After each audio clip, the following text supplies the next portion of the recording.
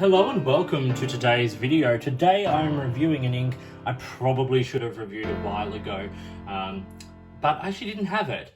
It is this ink. It is Platinum Carbon Ink Black. Now, Platinum Carbon ink is a pigment ink, not a dye ink. It is safe for fountain pens, but does require just a little bit extra sort of cleaning and maintenance and a little bit more tender loving care.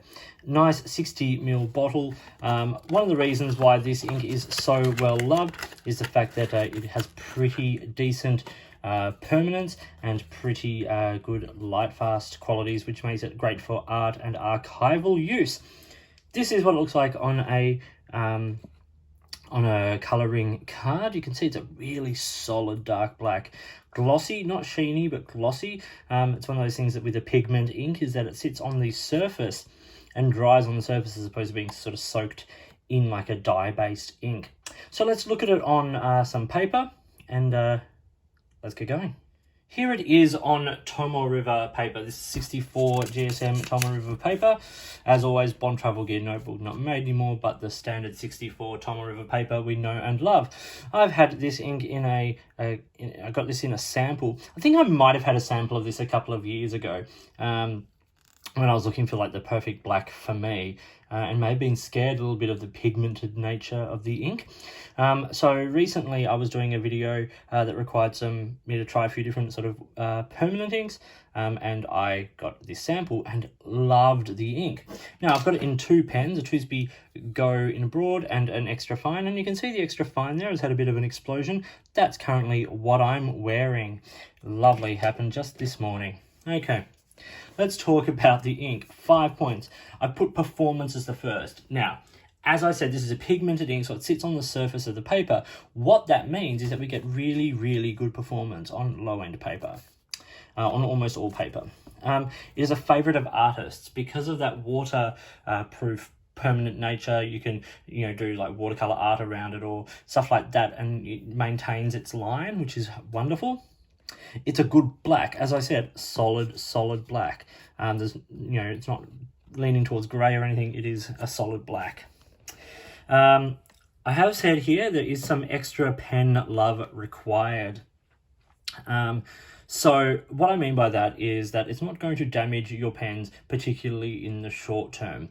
Just what you have to take into account is that you have to clean it a little more. Now, it does clean okay, but personally, I wouldn't be putting any pigmented ink in, say, a vac filler or like an old latex sack pen. I just think that realistically, the amount it takes to clean them, the fine particles of it, you don't want this to dry out in a pen. You don't want this to like be in a pen for ages and ages. It will start to kind of clog things up. I have kept it in the TWSBIs because they're super easy to clean and easy to maintain and all of that kind of stuff. It does take just a little bit more love. Okay, and the last point is the water resistance. Now let's look at this. I've hit that with water. Nothing has moved. Not a scrap. Not a line feathering. Nothing.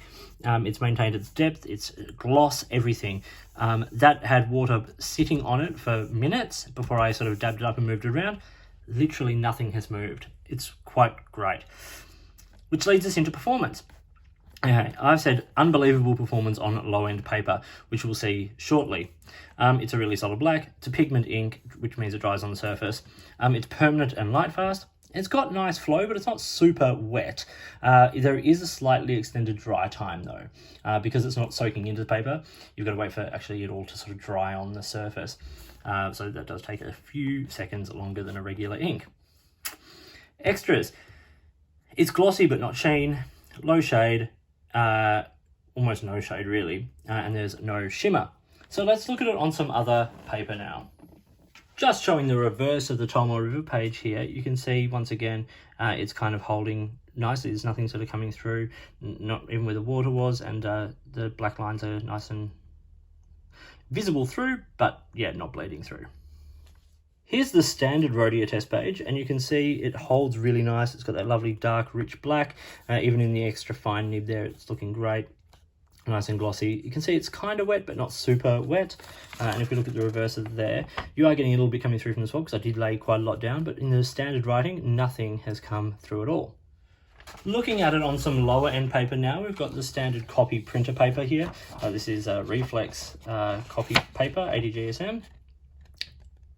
There's very, very little feather, like an impressively small amount of feather. And if we look at the back, there's virtually no bleed. And if we look at that alongside, say, that Robert Oster ink, which is like a light pastel ink, which has come through quite, you know, a bit, nothing has come through there. And on the lower end paper again, which is the student notepad, once again, there's a bit of feathering. This is really loose weave paper, so it's kind of going to get into the cracks and all of that kind of thing. And it does bleed a little bit, but certainly could have been a lot worse. One little test page I did was on a scrap of Rhodia I have here.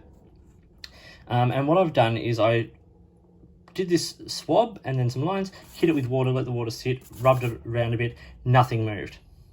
Then I did the same kind of with the bleach. You can see it kind of moved a little bit, but it's held the black really, really well.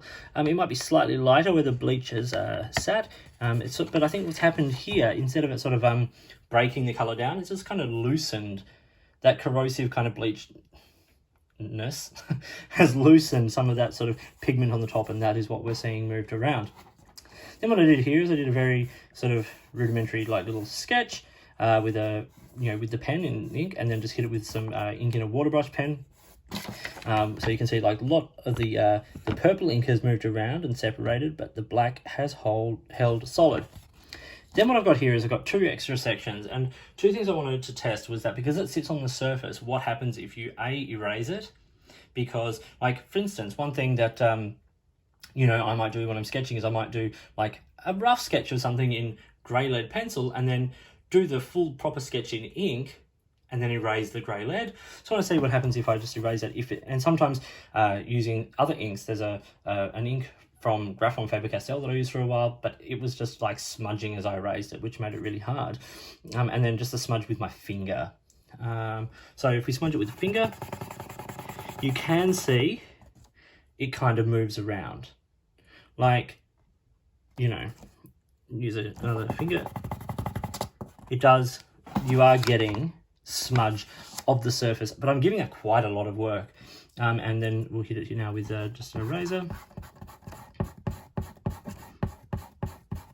Now the eraser doesn't do it, and I have a theory about this, and that theory is like the oil and moisture in your skin reactivating some of those properties on the top, as opposed to the eraser, which is dry. Perhaps, I don't know, that's just my theory. But you can see here where the bleach and the water particularly hit it, and then the watercolor, it performs really well and stays remarkably solid. Quick look at a couple of comparison colors now.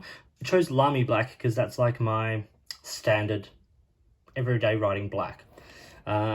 Platinum Carbon Ink Black there, and then Noodler's Heart of Darkness, which is another very solid black. You can see like you've got a little bit of like gold sheen on the Lamy, but what we're seeing is a bit of grey in the shading, whereas we don't get any of that from the Platinum or the Heart of Darkness.